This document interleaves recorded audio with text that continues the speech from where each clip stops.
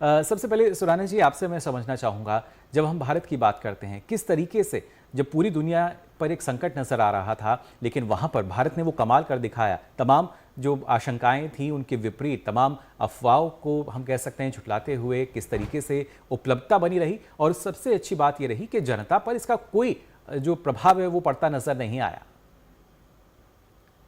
नमस्कार आपको और दूरदर्शन के सभी दर्शकों को भी।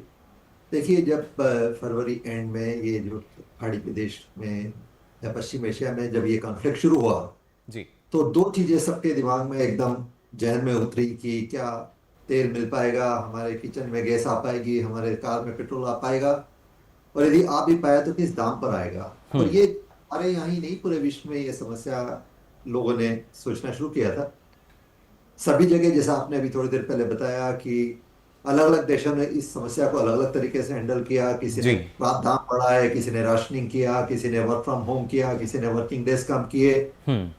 किसी ने कुछ एक पर्टिकुलर मात्रा में ही पेट्रोल या डीजल देना शुरू किया। लेकिन भारत ने इसको एक अलग तरीके से हैंडल किया। जी। तो यदि दो मेन चीजों की बात करें हम, एलपीजी और पेट्रोल डीजल की ही, तो जैसे एलपीजी में तीन चीजें की गई। एक हम्म। था सोर्सिंग को अलग अलग तरीकों से लाना, दूसरा कंजम्पशन को रोकना जी। या कम करना, हम्म। और तीसरा आपूर्ति को बढ़ाना। हम्म।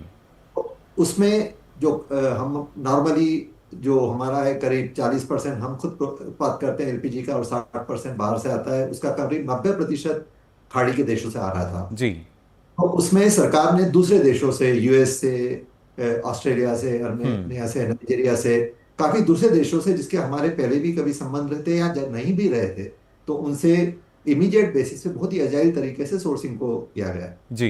दूसरा, गवर्नमेंट ने एक ऑर्डर निकाला जिसके तहत जो हमारी एलपीजी है वो इंडस्ट्रियल में भी जाती है, डोमेस्टिक में भी जाती है, तो सरकार ने इसको डोमेस्टिक को प्रायोरिटाइज किया हम्म। और जो इंडस्ट्रियल में जा रही थी उसको कर्व किया।